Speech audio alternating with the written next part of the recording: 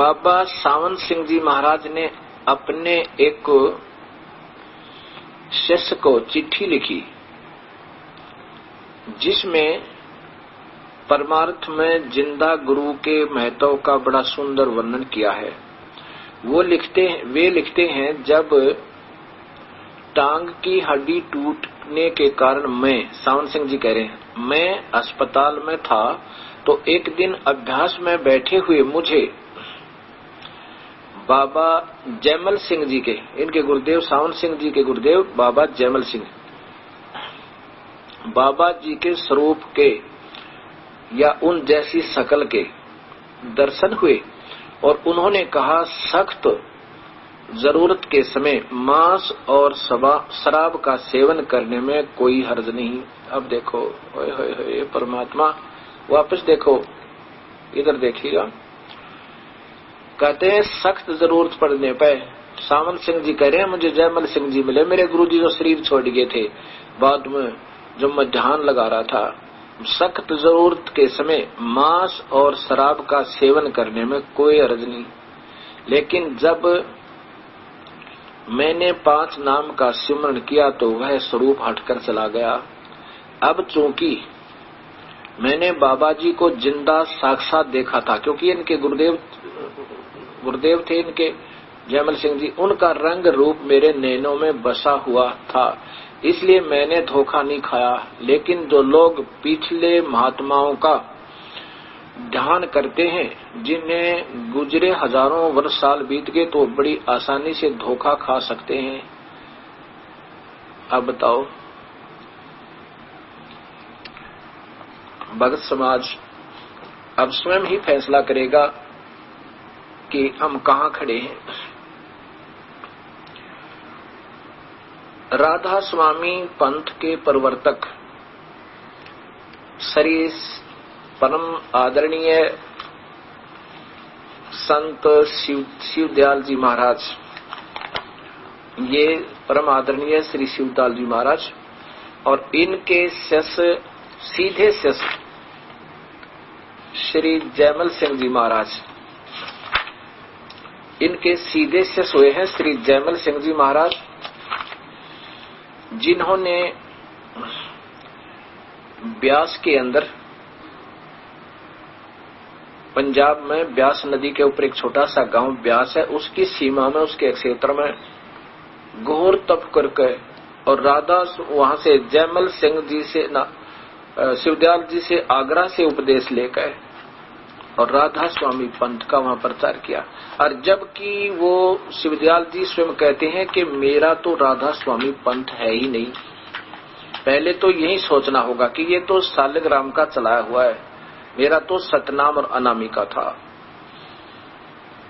ये ऐसे अपने आप मनभूखियां साधना प्रारंभ हो जाती है। फिर क्या हुआ, जयमल सिंह जी के सावन सिंह जी शिष्य हुए। जयमल सिंह जी के जो ब्यास से जो प्रारंभ हुई है ये राधा स्वामी पथ शाखा, उसके प्रवर्तक वहां के जयमल सिंह जी के सीधे ही आदरणीय सावन सिंह जी शिष्य हुए। वो बताते हैं कि एक सेवक का पत्र पहुंचा कि हम क्या भगवान गुरुदेव के दर्शन कर सकते हैं, क्या हम भगवान के दर्शन कर सकते हैं। वो ये बताते हैं कि जो ध्यान में दिखाई देते हैं गुरुदेव का रूप, बस वही प्रभु है। ऐसा ही ये हंस जी महाराज बताते हैं। अब ऐसे ये धोखा हमारे साथ ये काल कर रहा है।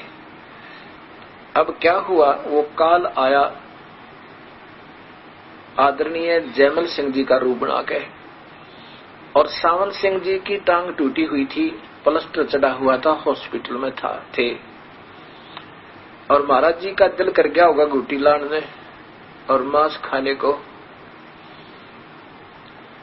तो वहां काल आया, यानी गुरुदेव के रूप में आए, और गुरुदेव ने कह दिया कि सख्त जरूरत पड़ने पर शराब, मांस खाना और शराब प्रयोग करना कोई हर्ज नहीं।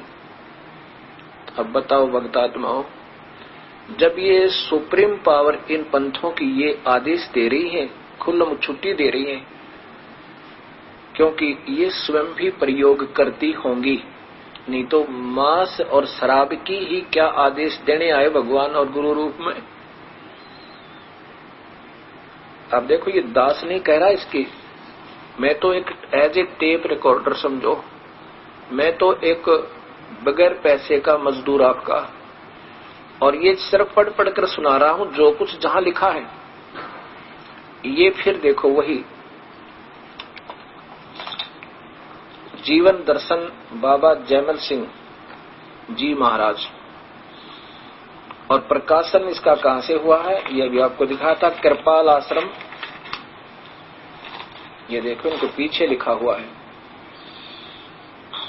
ऊपर बहुत सी पुस्तकों का और भी ब्यौरा है। सावन कृपाल पब्लिकेशंस, कृपाल आश्रम, संत कृपाल सिंह गर्ग मार्ग, विजयनगर दिल्ली, इतने इतने।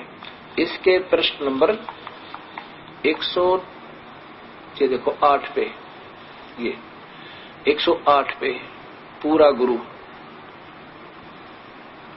यहां देखो नीचे एक विशेष टिप्पणी है नीचे कि बाबा सावन सिंह जी महाराज। फिर देखो बाबा सावन सिंह जी महाराज ने अपने एक शिष्य को चिट्ठी लिखी जिसमें परमार्थ में जिंदा गुरु के महत्व का बड़ा सुंदर वर्णन किया है। वे लिखते हैं, जब टांग की हड्डी टूटने के कारण मैं अस्पताल में था, एक दिन अभ्यास में बैठे हुए मुझे बाबा जी के स्वरूप के या उन जैसी शकल के दर्शन हुए और उन्होंने कहा, सख्त जरूरत के समय मांस और शराब का सेवन करने में कोई हर्ज नहीं, लेकिन जब मैंने 5 नाम का सुमन किया तो वह स्वरूप उठकर चला गया। अब चूंकि मैंने बाबा जी को जिंदा साक्षात देखा था, क्योंकि उनके गुरुदेव थे सावन सिंह जी के बाबा जयमल सिंह जी, और उनका रंग और रूप मेरे नैनों में बसा हुआ था, इसलिए मैंने धोखा नहीं खाया। ऐसा। अब ये इनके लेखक कौन है ये देखो, इनके लेखक हैं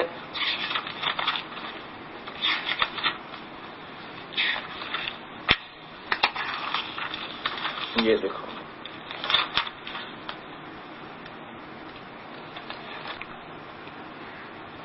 ये हैं लेखक हैं हरिश्चंद्र हुड्डा, हरिश्चंद्र चड्डा, कृपाल आश्रम दिल्ली 9। अब इसमें देखो प्रिया क्या लिखे हैं इन्होंने कि पलक झपने पर संत जो होते हैं जीव मंडलों में पिंड अंड और ब्रह्मांड से पार स्थान में डेरा जा लगाते हैं। संत पलक झपने पर भर में पिंड अंड ब्रह्मांड से पार स्थान में डेरा लगाते हैं जहां कोई बिरला जीवन मुक्त पहुंचता। अब देखो नीचे फिर देखो इनका, ये पिंड अंड और ब्रह्मांड के पार करती है। क्या करती है? आत्मा कैसे पिंड अंड और ब्रह्मांड, ये एक ही चीज के 3 नाम हैं और इनको 3 मानते हैं। पिंड भी शरीर है, अंड आकार यानी एलिपिकल, ये ब्रह्मांड का चित्र है। एलिपिकल होता है, इसको अंड भी कहते हैं, और एक ही ब्रह्मांड का चित्र पिंड यानी शरीर में सभी संतों ने बताया। ये इनको 3 बतावे, एक ही चीज के 3 नाम दे रखे। जल और पानी, नीर को नहरे नहरे बता रहे, यानी जल और है, पानी नारा है, वाटर अलग, नाम एक ही है, नाम अलग है पर चीज एक ही है। अब फिर उसी चैप्टर पर आते हैं योगी राज हंस जी महाराज के बारे में। इसी प्रकार इन्होंने अमृत के कलश श्री हंस जी महाराज जीवन एवं दर्शन, इनके पृष्ठ नंबर ये देखो 659 पर 59 पर क्या कहा है कि गुरुजी ने, फिर उन्होंने यानी उस गुरुजी के पास पहुंचे जिन्होंने ओम नाम भी छुटवा दिया। फिर उन्होंने उपदेश दिया और क्रियाएं समझाई। वैसे तो छोटेपन में भी मेरी समाधि लगती थी, सुर चढ़ती थी और एकांत में बैठता था तो आनंद भी सुनाई देते थे। ये तो इनमें पहले ही विद्यमान थी, वो वही दिखा दी उठा के, जैसे किसी के पास अलमारी में पैसे हो और खोल के दिखा दे, बस इसने देखता रहिए, बालक बलो दिए। अब मैं जो कहना चाहता हूँ नीचे देखो, इसी 59 पृष्ठ पे क्या कहा कि मैं फिर घर पे आ गया, गुरुजी की बताए अनुसार साधना करने लग गया। तीसरे दिन नहा धोकर खूब साफ कपड़े पहन के एकांत कोठड़ी में बैठ गया। सुमन किया, यहां से देख, सुमन किया तो झट लाइट आने लगी और एकदम सुर चढ़ गई, मेरी समाधि लगी। भगवान मेरे सामने खड़े थे, गुरुजी, ये भगवान गुरुजी, गुरु महाराज की लीला का क्या वर्णन करूं। अब भी कई बार मेरे सामने दफे साक्षात दर्शन होते, ये भगवान, ये इनकी परमात्मा का आकार बताते हैं। और यही वे राधा स्वामी वाले बता रहे हैं, वो सतलोक का नाम लेकर के वहीं आ जाते हैं और ये केवल ब्रह्म तक काल तक साधना करते हैं, घुमा फिरा कर वहीं आ जाते हैं।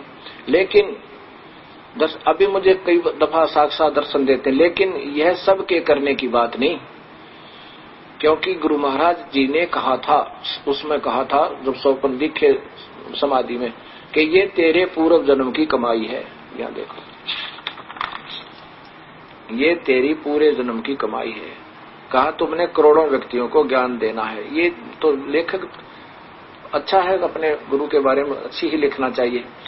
अब आगे मैं क्या बताना चाहता हूं,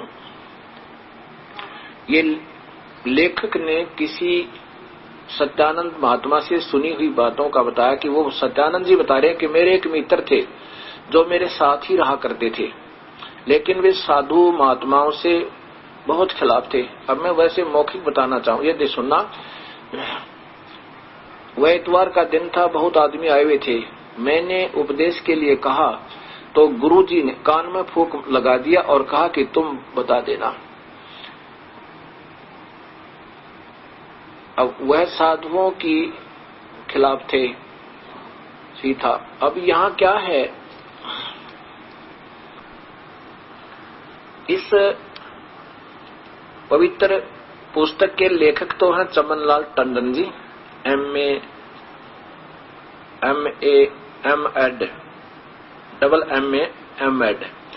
और इन्होंने बताया कुछ तो मेरे साथ जो वार्ता हुई बताते थे गुरुदेव, और कुछ सत्यानंद जी महाराज के माध्यम से जो उन्होंने मुझे कलेक्ट करके दिया ये सारा मैटर। सत्यानंद जी महाराज ने बताया कि एक मेरा दोस्त था, वो बहुत साधु संतों से दूर कटता था, यानी उनको गलत मानता था। मैं उसको एक दिन गुरुदेव हंसराज जी के पास ले गया, हंस जी के पास, उनके कोठी पे। उनके पास समय नहीं था। हंस जी ने उस मेरे दोस्त के कान में फूंक मार दी, कहते ले मन फूंक मार दी, तू समझा देना इसकी क्रिया को। तो सत्यानंद जी महाराज कह रहे हैं कि मैंने उसको लाकर अपने कमरे पे और वो क्रिया समझाई, आंख दबाया,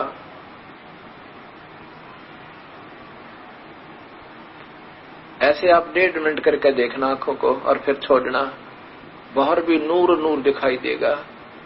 बताओ, ये स्वीट टेबलेट्स, मीठी गोलियां हैं। अब गुरुजी ने तो कान में फूंक मार दी, बस मंत्र हो गया, और अन्य शिष्य उसको मंत्र क्रिया बता रहा। तो गुरु कौन से हुए? हमारे पास हजारों की संख्या में इन आदरणीय प्रेम रावत जी महाराज उर्फ बाल योगेश्वर, जो कि हंस जी के पुत्र, योगीराज परम संत श्री हंस जी के महाराज के पुत्र, सुपुत्र तथा शिष्य भी हैं, और साथ में सतपाल जी भी इन्हीं के पुत्र और शिष्य भी हैं। ये दोनों भाई हैं, लेकिन अमृत के कलश में जहां पर जीवन चरित्र का जिक्र है मालिक इस महात्मा जी का, इनका कितना जिक्र नहीं है।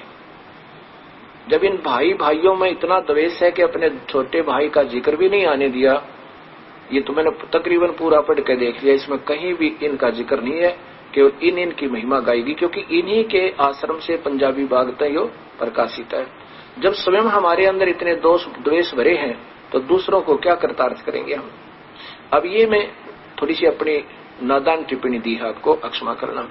अब यहां देखना, इनके केस बहुत आए हमारे पास। अब उन्होंने जब तंग वंग होकर, क्योंकि उनके काम सरे नहीं, सारे दुखी हो गए, जितने भी उनके भूत भी पूजे, प्रेत भी पूजे, श्राद्ध भी निकाला है और सारी शास्त्र वेद साधना करें। तो मैंने पूछा भी तुम गुरुदेव आपके कौन है, कि उन कौन नहीं जानता उन गुरुदेव को, सारे वर्ल्ड में बोलबाला उनका, विदेशों में भी करोड़ों की संख्या में उनके अनुयायी है। तो मैंने कहा आपका नाम लेने का नंबर फिर कैसे पड़ा।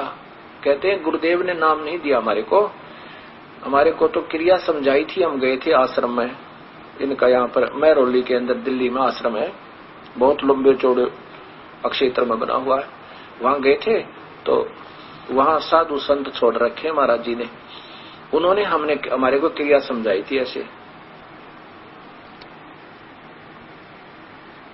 ऐसे ये 4 क्रिया दी थी।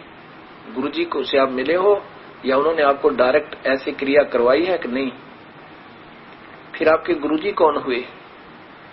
गुरुजी तो वो है जो प्रैक्टिकल करवावे और आमने सामने मंत्र देवे। गुरुजी बैठे अमेरिका में, वो तो बैठे अमेरिका में महात्मा जी, और नाम देव 3rd पर्सन, और गुरुजी वो, ये बहुत बढ़िया बात भाई। फेरे हुए किसी और पति कोई और, ये कभी आज तक सुना है किसी ने। अब जो और संत अभी आए हैं भक्तात्मा हमारे पास, इस परिभाषा प्रभु की सुनकर, वो कहते हैं जी वो तो पहले तो ऐसा किया करते थे, अब तो स्वयं ही क्रिया बताते हैं, अब किसी के माध्यम से नहीं बताते। उनको पता लग गया होगा कि ये तो सब ऐसे ऐसे कहानी हो रही है और फिर ये तो मर्यादा भंग हो रही है, फिर वो स्वयं क्रिया देने लग गए, ऐसा उन्होंने बताया। अब मैं जो बताना चाहता हूं कि सच्चाई को स्वीकार करना बड़ा डिफिकल्ट होता है, बहुत मुश्किल है, और सच्चाई के बिना जीव उद्धार नहीं हो सकता, चाहे कितनी बात बनाओ। अब ये क्या कहा कि सन 1922 और 23 में श्री महाराज जी को उपदेश हुआ। हंस जी महाराज को, आदरणीय श्री हंस जी महाराज को, जो बालयोगेश्वर उर्फ श्री रावत जी महाराज उर्फ बालयोगेश्वर, और आदरणीय श्री सतपाल जी महाराज उर्फ बाल भगवान। अमृत के कलश में लिखा है कि हंस जी महाराज श्री सतपाल जी महाराज को बाल भगवान कहा करते थे। और जब हंस जी महाराज का देहांत हुआ दिल्ली में, उस समय ये दोनों में से कोई सा भी उनके पास नहीं थे। ये वहां अपनी कोठी में नैनीताल के अंदर, देहरादून के अंदर वो अपनी कोठी में थे, ये दोनों बच्चे और माता जी, और पीछे से उनका देहांत हो गया। तो इनको नाम देने का आदेश भी वो नहीं देकर गए। चलो ये तो हम आगे बताएंगे, पहले तो नाम ही वो है ही नहीं जिसकी वेद प्रमाण देवे, फिर आज्ञा उज्ञा तो बाद की बातें होती हैं, सब औपचारिकता बाद की होती है। अब ये बता रहे हैं कि 1922-23 में श्री महाराज जी को उपदेश हुआ। किनको? श्री हंस जी महाराज को। वो संत मिले जिन्होंने ओम नाम छुड़वा दिया, क्योंकि ये पहले आर्य समाज विचारों के थे और ओम नाम को सबसे उत्तम और गायत्री मंत्र पढ़ा करते थे। इस हंस नाम से अच्छा तो अगर गायत्री मंत्र भी करता रहे तो भी अच्छा, क्योंकि ये वेद की वाणी है और वाणी के पठन पाठन उच्चारण से यज्ञ ज्ञान यज्ञ बनता है। ज्ञान यज्ञ का फल कुछ समय स्वर्ग प्राप्ति होती है, और उसके विपरीत सब पूजाएं बंद करवा देना और नाम भी गलत दे देना, ये तो आप स्वयं ही फैसला करें भक्त समाज। 1922-23 में उस महापुरुष से उपदेश हुआ और 1926 में गुरुजी ने उन्हें उपदेश देने की आज्ञा दे दी। 1926 में इन्होंने लिखा है कि उस गुरुदेव ने श्री हंस जी को आदेश दे दिया नाम देने का। ठीक है। उपदेश के पश्चात श्री महाराज जी ने अपने गांव के पास उत्तराखंडी की तपोभूमि में कई वर्ष तक कठोर तप और भजन किया। मानव उत्थान सेवा समिति श्री सतपाल जी महाराज की प्रेरणा से हंस समर्ति में वहां एक स्मारक बनाने का फैसला कर चुकी है। ये देखियो, अमृत के कलश। कठोर तप किया काफी वर्षों तक।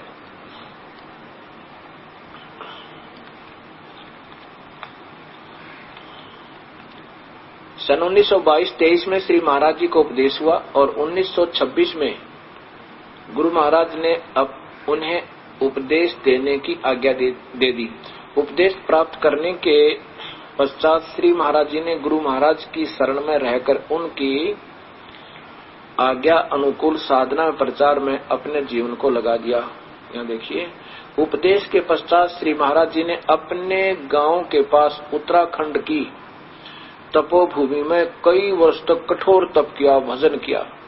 कठोर तप यानी कठोर तप, हठ योग माध्यमतः। कठोर तो हठ ही होगा। अब देखो,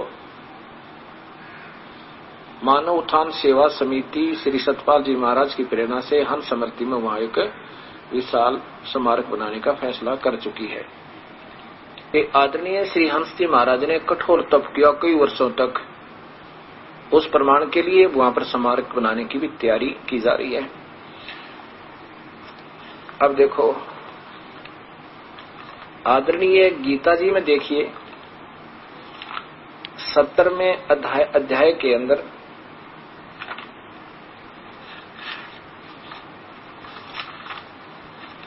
इसमें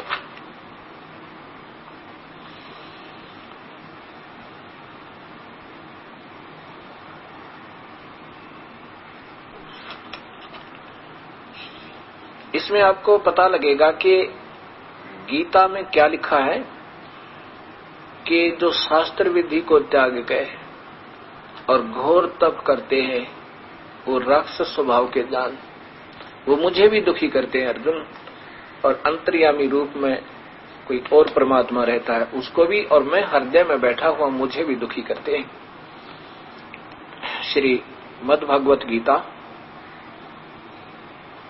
अध्याय नंबर, इसका दिखाता हूं, अध्याय नंबर 17 का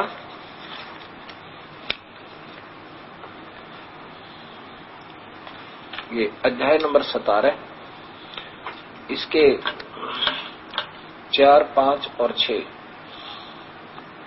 5 से शुरू करो। जो मनुष्य शास्त्र विधि से रहित केवल मन माने, मन कल्पित घोर तप को तपते हैं। ध्यान से देखना भक्तात्माओं। और आगे, दंभ और अहंकार से युक्त, कामना, आसक्ति और बल के अभिमान से, आगे देखियो, शरीर रूप से सतित मूत भूत समुदाय को और अंतःकरण में सतित मुझ हृदय में बैठे हुए मुझ परमात्मा को भी क्रश करने वाले उन अज्ञानियों को असुर स्वभाव के जान। शास्त्र विधि त्याग के, फिर देख लो 5वें श्लोक में 70वें अध्याय का, जो मनुष्य शास्त्र विधि रहित अशास्त्र विहितम केवल मन माना मन कल्पित घोर तप को तपते हैं और दंभ और अहंकार से युक्त, कामना, आसक्ति और बल के अभिमान से युक्त कि मर जाऊंगा, न तो भगवान पाऊंगा न मर जाऊंगा, शरीर रूप से स्थित भूत समुदाय को और अंतःकरण में स्थित मुझ परमात्मा को भी क्रश करने वाले उन अज्ञानियों को असुर स्वभाव वाले जान। अब यहाँ आप भक्तात्मा विचार कीजिए कि प्रथम तो वो नाम जाप नहीं, ओम को तो रिजेक्ट करते हैं। ओम तो जाप करने का है ही नहीं, तो बैखरी बाणी का है, वो तो वैसे श्वास से करने वाला क्रिया अलग है। और यज्ञ हवन को मना करें, पूजा पाठ को मना करें, तो इससे सिद्ध हो गया कि टोटली कुल मिलाकर सारी शास्त्र विरुद्ध साधना जो गीता के विरुद्ध है वो शास्त्र विरुद्ध साधना कहलाती है, जो भगवान ने मना किया है। और उनके बारे में लिखा है वो तो मुझे भी दुखी करे, मैं हृदय में बैठा और हृदय हृदय के गीत गावे। वो तो कहते हैं मुझ हृदय में विराजमान, और इसमें सभी अन्य बीच का वास्तविक सरलार्थ थोड़ा सा भिन्न बनेगा, वो दास बताएगा समय आने पर अभी तो मैं यही दिखाऊंगा आपको जो इनके द्वारा, महापुरुषों के द्वारा टीका है। अगर ये दास वाला किया हुआ मैं आपको दिखाऊं तो आप नहीं मान सकते। फिर भी इसी के आधार पर आपको बहुत मसाला मिल रहा है, जो कि मुझे आवश्यकता थी और आपको भी थी, क्योंकि ये काल जो है सब हृदय, सब प्राणियों के हृदय में है। और ये केवल तीनों के तीनों महापुरुष हंस जी महाराज और इनके दोनों शिष्य अर्थात पुत्र, ये केवल हृदय में ही भगवान और रोशनी और अनहद आदि को ही परमात्मा का अंतिम उपलब्धि मानते हैं। और उस बात बताते हैं, कहते हैं कि जो गीता में भगवान ने अर्जुन को कहा था युद्ध के मैदान में, वो भी तुमने देखा है कभी, वो प्रकाश, वो तेज है उनका सभी। अब तेज के साथ अर्जुन ने वो तेजों में शरीर भी देखा था और बताया था वो काल रूप है, आप तो सबको खा रहे हो, आप देवताओं को भी खा रहे हो। अगर ऐसा इन्होंने भगवान देखा होता तो बताते कि वो विष्णु था या शंकर जी थे या ब्रह्मा जी थे या गणेश जी देखे थे, हनुमान जी देखे थे। जैसे ये महापुरुष जी स्वयं कहते हैं कि जब मैं छोटा सा था उस समय मैं अपनी माँ के साथ जाया करता मंदिर में, पार्वती और शिव को साक्षात देखा करता।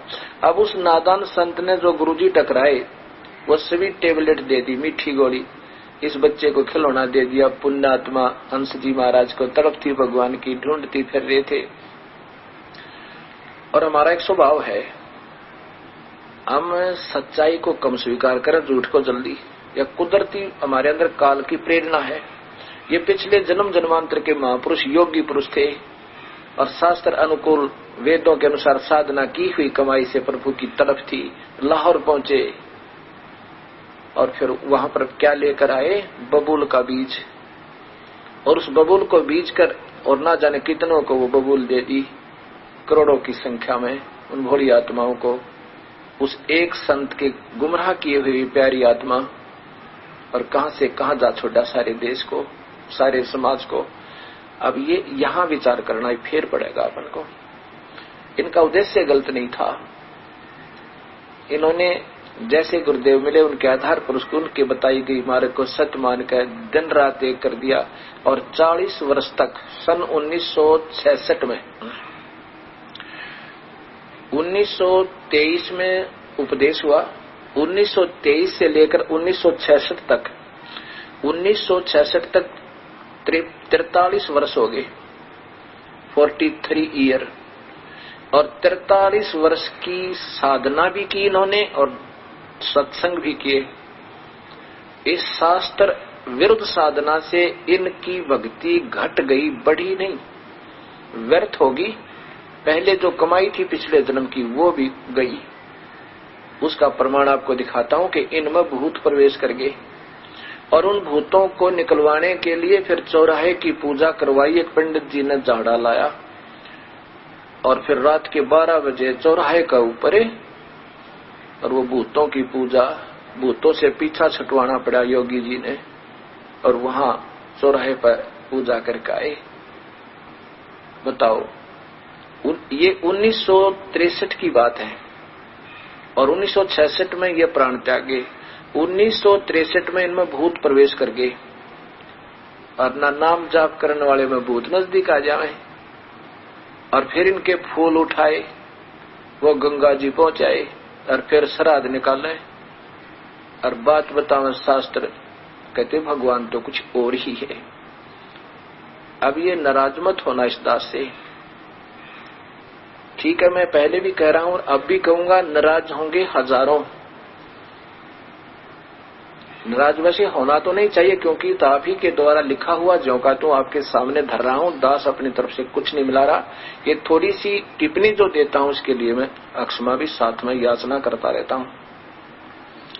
ये मेरी मजबूरी बन गई क्योंकि मैं दुखी था और इतने शास्त्रों को इतना अपनी अपनी टिप्पणी के आधार पर संतों ने इतना उलझा दिया, एक सागर बना दिया। और इसमें से उस सच्चाई को ढूंढना, ये परम पिता कबीर परमेश्वर गुरुदेव की और मेरे गुरुदेव की रजा बिना नहीं हो सकता। अब देखो 43 साल में तो इतनी गजब साधना होनी चाहिए थी कि पूछो मत। अगर नाम सही होते पूजा ठीक होती तय। और इन महापुरुष में भूत प्रवेश कर गए एक हॉस्पिटल में। अब आपको दिखाता हूं, ये वही अमृत के कलश,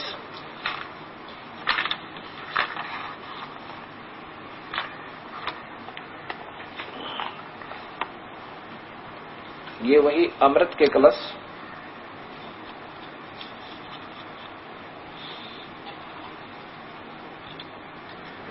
श्री हंस जी महाराज जीवन एवं दर्शन परम योगी। यहां देखो नीचे देखो, संपादक चमन लाल टंडन MA दिल्ली विश्वविद्यालय, ये इनके संपादक हैं। और ये प्राप्ति स्थल प्रकाशक है मानव उत्थान सेवा समिति, प्रधान कार्यालय 2/12 पंजाबी बाग नई दिल्ली।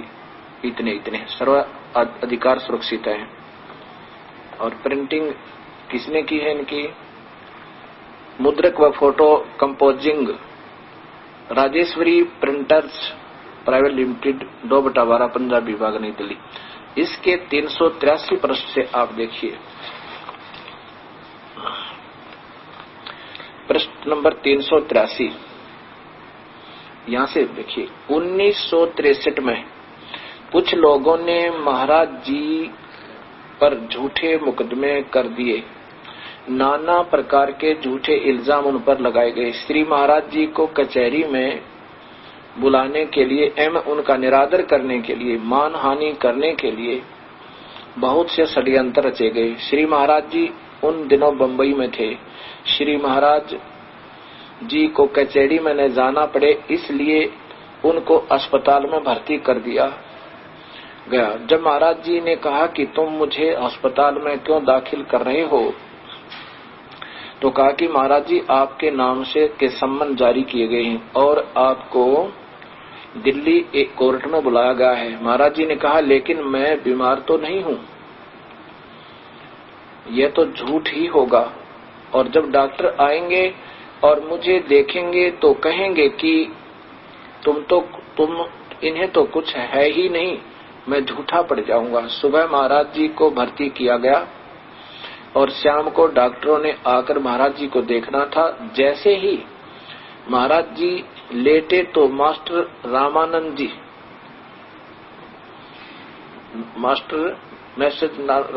जी भी साथ ही कमरे में नीचे लेट गई हॉस्पिटल में।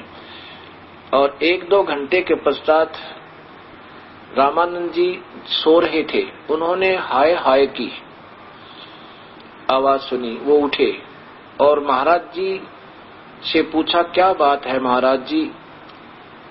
महाराज जी की जीभ निकल रही थी, आंखें लाल हो रही थी और जिस्म भट्ठी की तरह जल रहा था। महात्मा जी कहते हैं कि मैं घबरा गया, ये महात्मा रामानंद जी घबरा गया और भागा सिस्टर के पास गया और कहा कि महाराज जी की तबीयत अचानक खराब हो गई। डॉक्टर आए, उन्होंने महाराज जी का तापमान देखा तो 104 बुखार था। सारी रात बेचैनी में कटी। डॉक्टर से कहा कि इनको तो दिल्ली जाना है।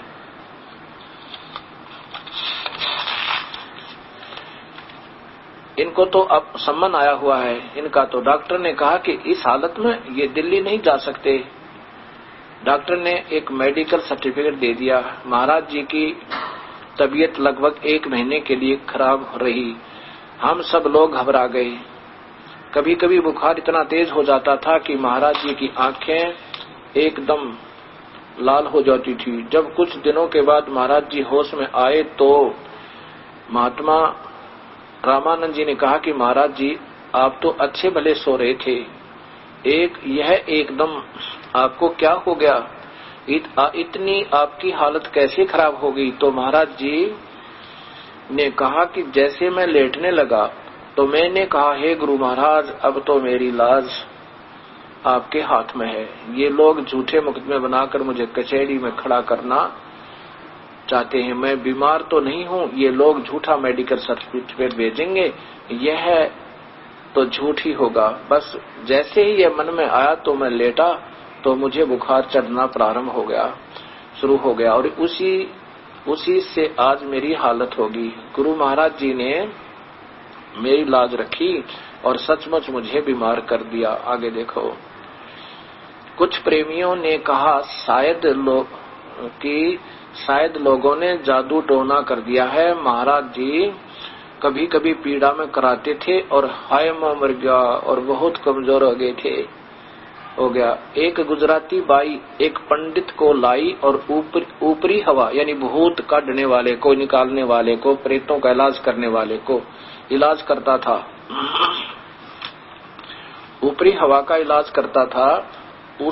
उसने महाराज जी को देखकर कहा कि अरे इनको तो किसी ने कुछ कर दिया है और ये तभी ठीक होंगे जब इनकी नजर उतारी जाएगी और चौराहे की, ये देखो जानते हैं, चौराहे की पूजा की जाए। पंडित जी ने एक मंत्र बताया जो नजर उतारते समय बोला जाएगा। सारी सामग्री मंगाई गई, पंडित जी को उसकी दक्षिणा दे दी गई और महात्मा रामानंद जी जो स्वयं ब्राह्मण परिवार के हैं, उन्होंने इस कार्य को अपने हाथ में लिया। लगभग 5-7 प्रेमी वहां पर थे। रात के 12 बजे उस सामग्री को एक कलश में रखकर चौराहे में रखना था। रामानंद जी ने नजर उतारने के बाद कहा कि कौन मेरे साथ चलेगा। सभी भयभीत हो रहे थे। अंत में उन्होंने डांट कर कहा कि अरे डरते क्यों हो, अरे डरते क्यों हो, मैं भी तो चल रहा हूँ, क्या भूत हमें खा लेगा।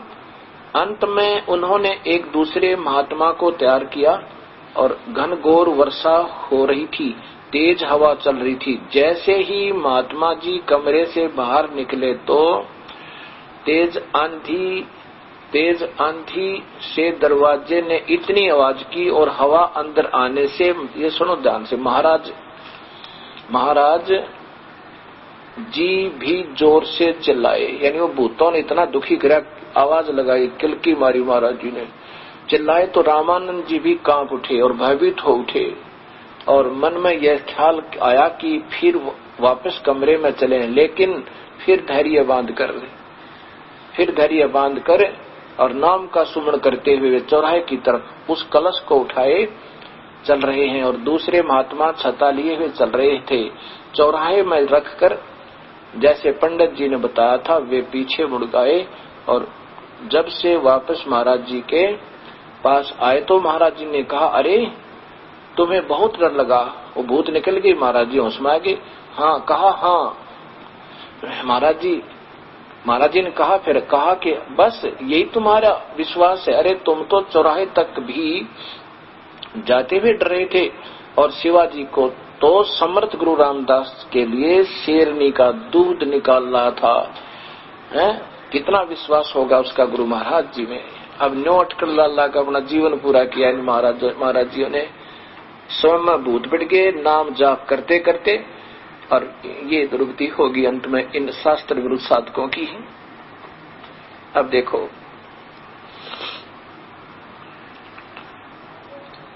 ये मैंने कोई अपनी तरफ से नहीं बना रखा।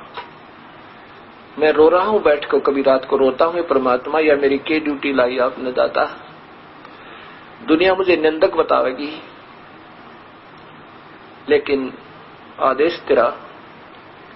अब तो ये सिर जावे चाहे दड़ जावे, सत को सत ही कहना होगा, अपनी तरफ से नहीं। प्रभु का आदेश और इन शास्त्रों में उन्हीं के करकमलों द्वारा लिखी हुई लेख बता रहा हूं। और मेरी प्रार्थना यही है इन महापुरुषों से अब भी कुछ समझे और दया करें इन भोली आत्माओं को जिनको काल के मुख में भेज रहे हैं। और फिर इनके फूल उठाए गए, फिर इन महात्मा जी का अंतिम 1966 में अचानक बीमार हो गए।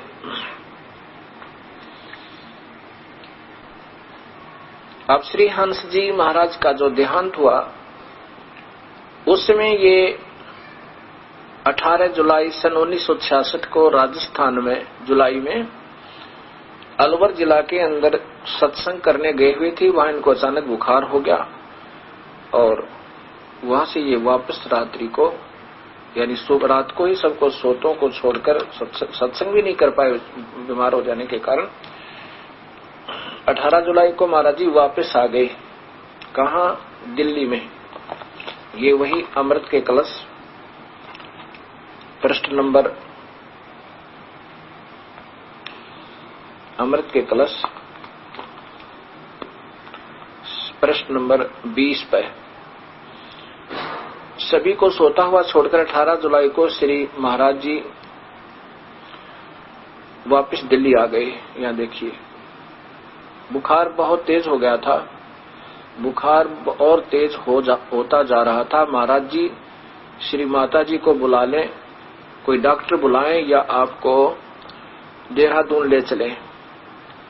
सेवकों ने प्रार्थना की, नहीं किसी को ना बुलाओ और जाओ कमरे से बाहर जाकर बैठ जाओ, मेरे पास कोई ना आए। सभी चले गए। फिर भी सलाह करके डॉक्टरों को बुलाया गया। डॉक्टरों ने जांच करने के पश्चात दवा भी दी, लेकिन दवा कोई असर नहीं हुआ। बुखार और तेज हो गया। सिर पर बर्फ की पट्टी लगातार रखी गई, लेकिन तापमान नीचे आने का नाम नहीं ले रहा था। ऐसा लगता था कि बाह्य उपचारों से कुछ ना होने वाला नहीं है, क्योंकि महाराज जी योग मुद्रा में पहुंच चुके थे। जैसा भी अब नीचे देखियो, यहाँ देखो, आगे देखो, इधर तुरंत डॉक्टर को यहाँ उन शरीर छोड़ गए। यहाँ देखो, श्रावण मास की सोमवती अमावस्या की अमृत वेला ब्रह्म मुहूर्त 19 जुलाई 1966 की प्रातः 3 बजे जगत के वह महान पुरुष हंस प्रभु संसार से महाप्रयाण कर गए। अच्छा, उसके बाद फिर यहाँ देखिए, तुरंत ड्राइवर ने कार में पार्थिव शरीर को रखा और कुछ प्रेमियों के साथ वह देहरादून के लिए रवाना हो गई। दिल्ली से टेलीफोन पर सूचना दे दी गई कि महाराज जी आ रहे हैं। कमरा तैयार रखा गया। जैसे देहरादून की कोठी में कार पहुंची तो लोगों ने महाराज जी के पार्थिव शरीर को देखा तो सभी फूट फूट कर रोने लगे। श्री माता जी शोक व्याकुल हो अचेत हो गई। श्री महाराज जी के ज्येष्ठ पुत्र श्री बाल भगवान सतपाल जी को मंसूरी से बुला गया। ये तो वहां थे ही नहीं, और ना ये बाल योगेश्वर जी जो है प्रेमरावत जी 8-9 वर्ष के थे। सारी कोठी शोक में डूब गई। वहां से पेड़ पौधे आदि वहां के पक्षी सब सेवक संबंधी अवाक हो गए, असुरधारा बह गई। अब फिर 27 पर देखो,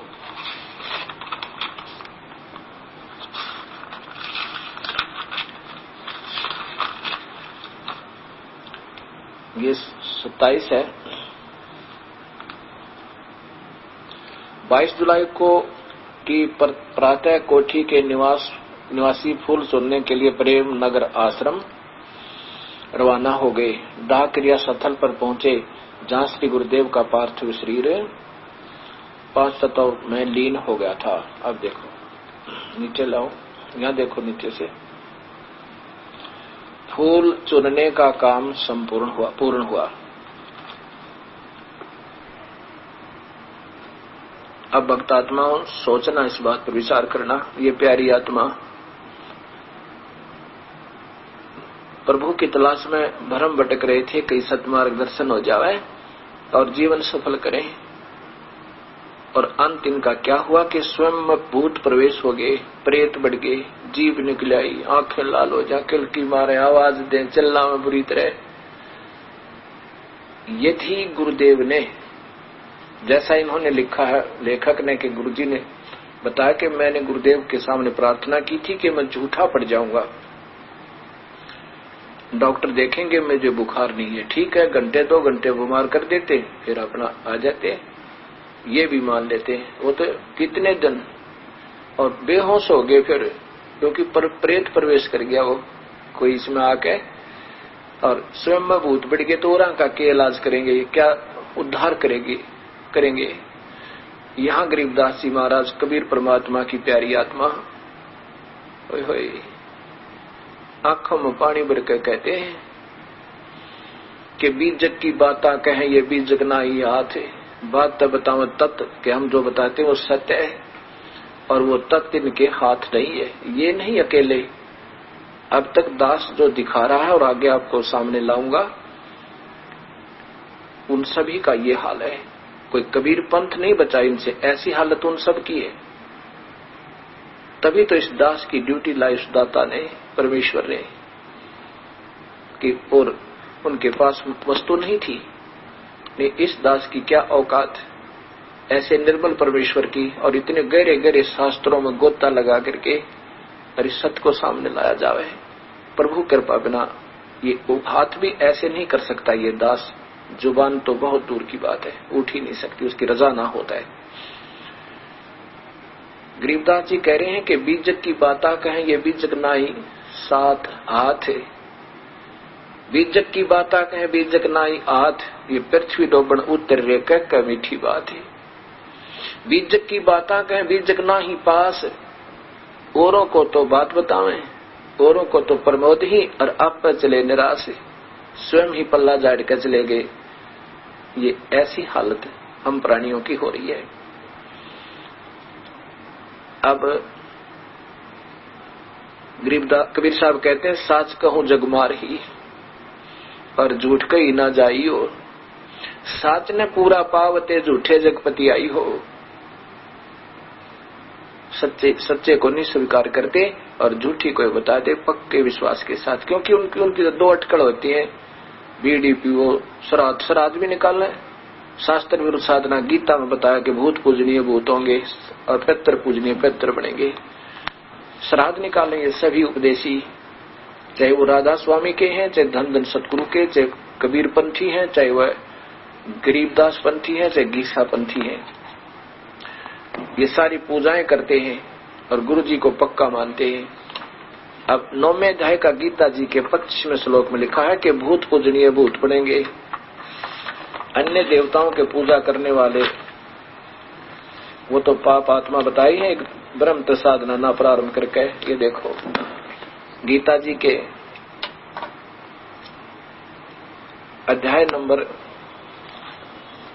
9 के श्लोक नंबर 25 में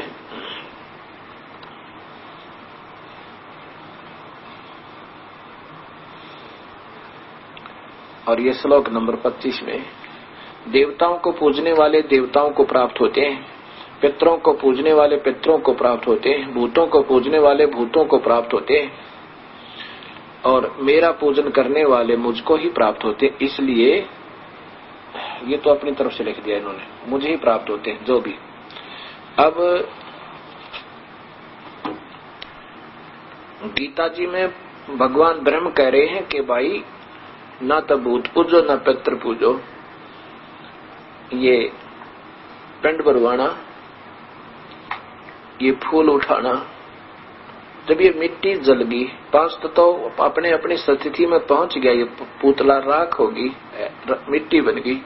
अब उन 4 हड्डियों ने के खावे, कौन उठा के ले जाएगा उनको फिर कहते हैं जल प्रवाह करो गंगा में। किस लिए करते हैं कि इस शरीर में ये प्राणी रहता है, इसका इससे बहुत लगाव बन जाता है, और जो सत साधना नहीं करते वो भूत बनते हैं, और भूत बनने के बाद फिर वो वहां पहुंचते हैं कहां पर, जहां पर उनका शरीर दहा किया गया था, जलाया गया था, या उनकी कब्र बना दी गई, कब्र पर बैठ जाएंगे जाके, और वहां जाते हैं और वो अपनी हड्डियों से उनका परिचय होता है, उन हड्डियों के चिपक जाते हैं, वहां रहते, ये मेरा शरीर था, मेरा शरीर था।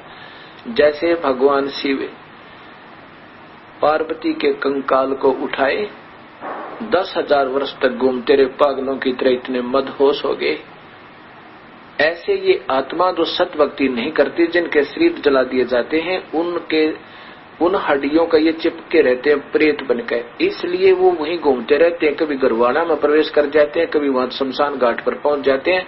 इसलिए इन भूतों की विद्या जानने वालों ने ये बता दिया कि इनके फूलों को, फूल माने जो कुछ बची हुई ना जली हुई हड्डियां जो जलती नहीं, उनको उठाकर और गंगा में बहा दो, इनका पहचान में ना आवे, इनकी पहुंच से बाहर हो जा। इसलिए ये प्रेत यहां से खिसक जाएगा, कहीं और चला जाएगा। इसलिए फूल उठाते हैं। और जिन्होंने सत भक्ति की, उनको कोई आवश्यकता नहीं फूल उठाने की, ना कोई भूत पूजन की, ना श्राद्ध निकालने की। और श्राद्ध उनके निकाले जाते हैं जो पितृ बनते हैं, और पितृ वो बनते हैं जो कति भक्तिहीन प्राणी होते हैं। फिर 84, वो भी पितृ भी एक भूत जूनी है, और फिर वो 84 में चक्कर लगाएंगे। ये इन गलत शास्त्र विरुद्ध साधना का ये परिणाम होगा। गीता जी के अध्याय नंबर 16 के अध्याय नंबर 16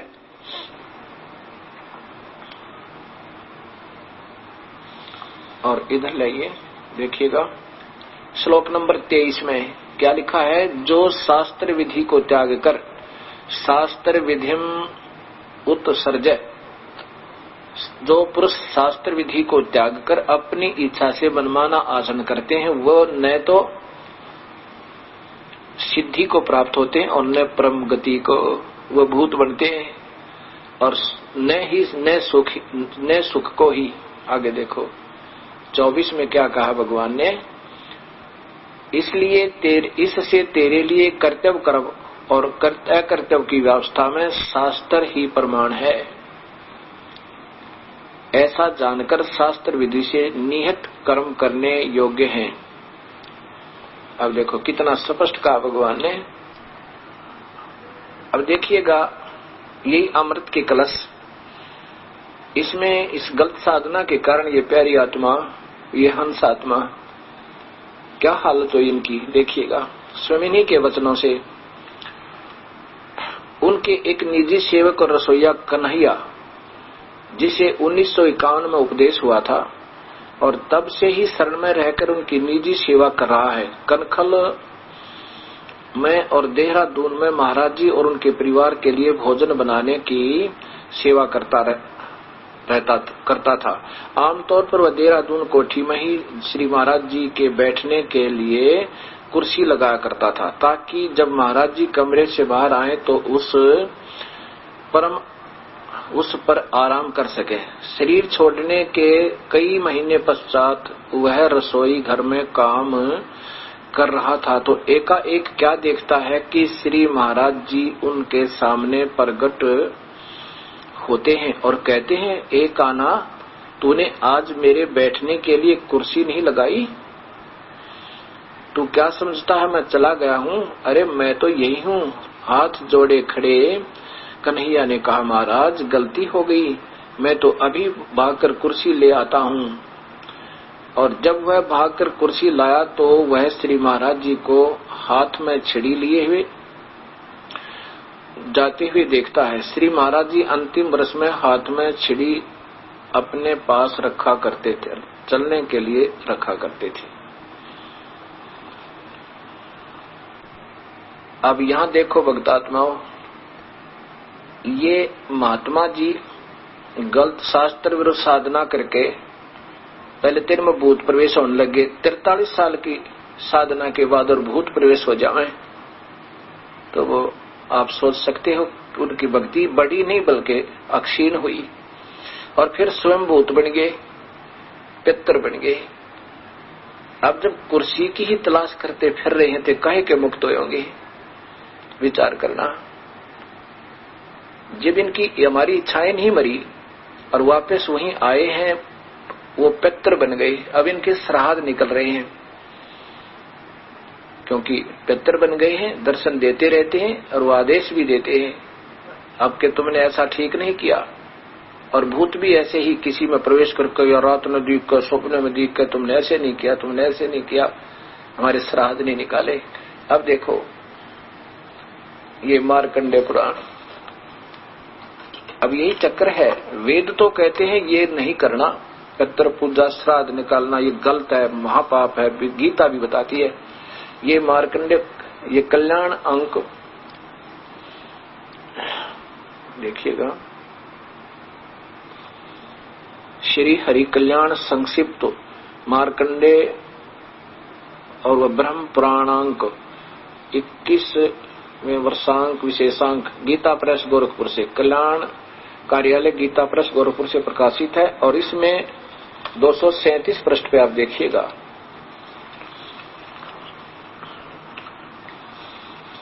ये 237 और इधर 36, 236 पे नीचे से लेते हैं। यहाँ पर एक रुचि नाम के महात्मा थे। यहाँ पर देखिएगा,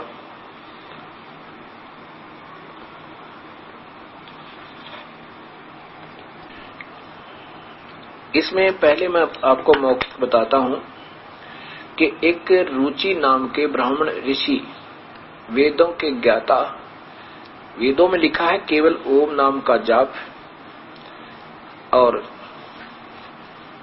ध्यान यज्ञ ज्यादा करे। तो ऐसे विधिवत साधक रुचि अपने वेदों के अनुसार साधना कर रहा था, कोई कर्म कांड आदि नहीं करता था, पितृ पूजा श्राद्ध पूजा कुछ नहीं करता था। एक दिन सपने में उसके पिछले 4 पितर दिखे, पिछले 4 पिता दादा, फिर उसके परदादा, फिर चौथे दादाजी, ऐसे तीसरे दादाजी नजर आए। उन्होंने कहा कि रुचि तू शादी करा। उसने शादी नहीं करवाई थी।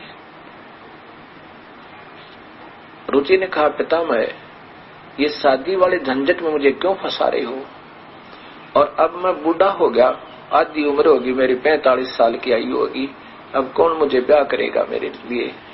और फिर मैं क्या करूंगा शादी करवा के? पितरों ने कहा कि तू हमारे श्राद्ध निकाल, हम दुखी हो रहे हैं भाई। रुचि कहने लगा पितरमहो, वेद में तो इस कर्म योग कांड कर्म मार्ग को अविद्या कहा है। गीता बताने, गीता वेद ही तो है कि भूत पूजने वाले भूत बनेंगे, पितर पूजने वाले पितर बनेंगे, देवताओं के पूजने वाले देवताओं के पास जाकर उनके बंधुआ मजदूर होंगे, और फिर देवता भी गधे बनेंगे और गेल व पुजारी साथ में गधे बनेंगे। ये महान आत्मा रुचि अपना कल्याण करवा रहा था। उन पितरों ने आकर फिर उनको परेशान किया, नहीं तू शादी करा, हमारा क्या होगा, हम तो बहुत दुखी हो रहे हैं। फिर वो ममता आ जाती है, अरे हमारे पिताजी हमारे दादाजी दुखी हो रहे हैं। तो फिर पितामहों ने बताया उन्हें कि तू पहले तप कर, और तप करेगा फिर तेरी शादी होगी। फिर रुचि ने तप किया कई वर्ष ताईं, और फिर वो उनका ब्याह हुआ, फिर उन्हें श्राद्ध निकाले। पितर आप तो नरक में गए ही गए हैं, और साथ में यह बूढ़ी आत्मा अपना वंशज और साथ ले लिया। अब यहां मैं इतना ही बताना चाहूंगा, ये मार्कंडेय पुराण ब्रह्म पुराणांक 21वें वर्ष का विशेषांक कल्याण कार्यालय गीता प्रेस गोरखपुर। इसके यहां देखो 237 है, 237 पृष्ठ, और इधर देखिए ये 236 पृष्ठ पे है। यहां लाइए देखिएगा,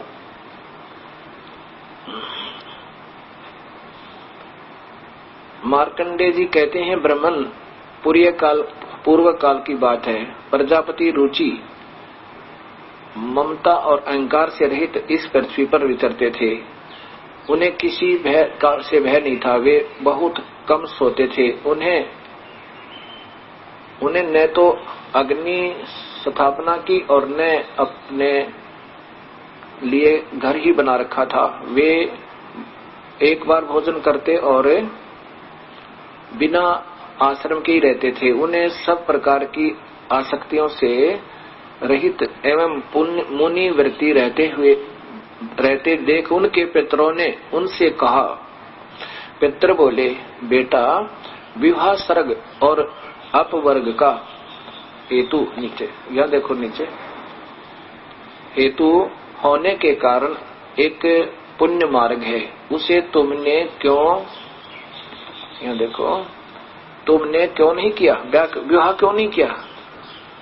गृहस्थ पुरुष समस्त देवताओं और पितरों, ऋषियों और अतिथियों की पूजा करके पुण्यम लोकों को प्राप्त करता है।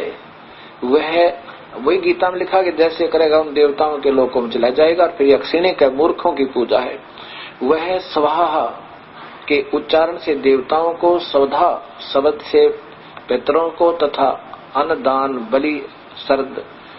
बलि देव, शरद देव आदि से भूत आदि प्राणियों एवं अतिथियों को उनका भाग समर्पित करता है। ये भूत पूजा भी करवा दी, पुत्र पूजा भी करवा दी, देवताओं की पूजा फंसा लिया।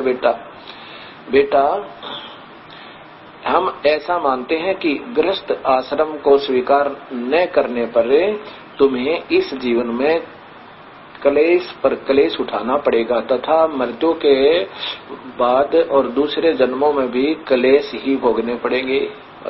फंसा दिया।